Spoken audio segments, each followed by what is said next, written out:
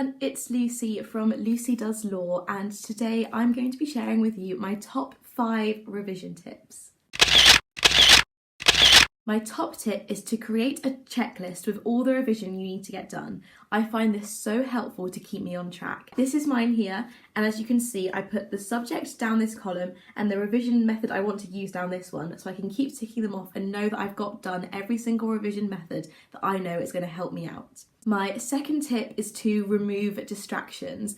I know there is so much temptation to quickly reply to a message, have a quick scroll on Instagram, but all that's going to do is stop you from focusing on the work in front of you. Just think, if you cut down on using your phone for an hour a day, that's 7 more hours a week that you could be using to be productive.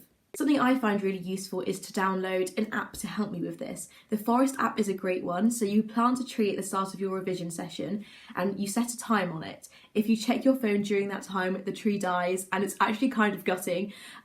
So you want to grow as many trees as possible. So if you're struggling to focus, downloading the Forest app is a really great idea. My third tip is to get creative with your revision.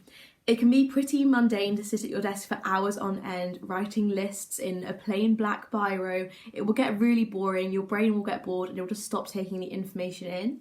So switch it up a little bit, think about what colours you can incorporate. Are there any other ways that you can revise? I've recently purchased a whiteboard and I am absolutely loving using it. I've put the whiteboard on my wall so I have to stand up to use it, so it's a change from sitting down at a desk, and it's something new and creative that I can explore revision with.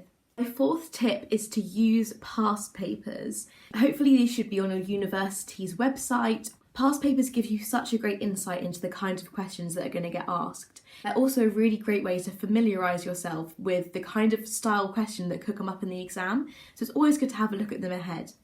I often find that by examining past papers throughout the years, you can notice themes that are popping up, so you kind of know which questions to focus on, and you could even plan answers to certain questions that you can almost guarantee are going to come up in your exam.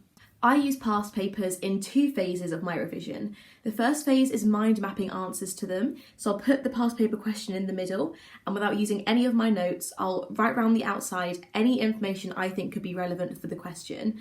I'll then go back over my notes and fill in any gaps that I missed off. The second way I use past papers is doing timed questions.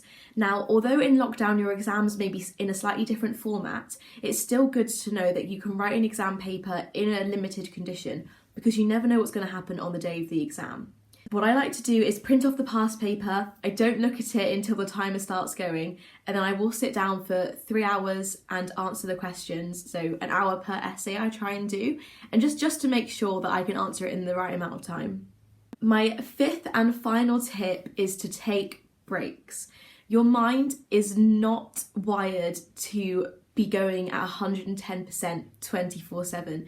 It is so important to get 8 hours sleep, but also it's important to take regular breaks during the day. You need to give yourself time to rest, and you need to take yourself away from revision.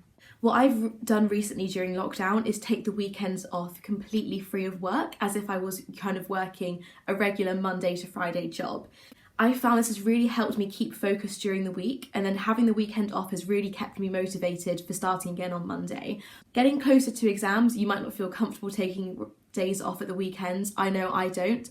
So instead I've cut that down to half a day at the weekend. So I'll take Saturday morning off, Sunday afternoon off. And I found that giving myself those huge regular breaks has really helped my mind have some relaxation time, and it's great to do some activities that are either in the sun or just doing something else in the house that's not to do with your work. So those are my top 5 revision tips. I hope you've enjoyed this video. Give it a like if you have, and comment below what your favourite revision tip is.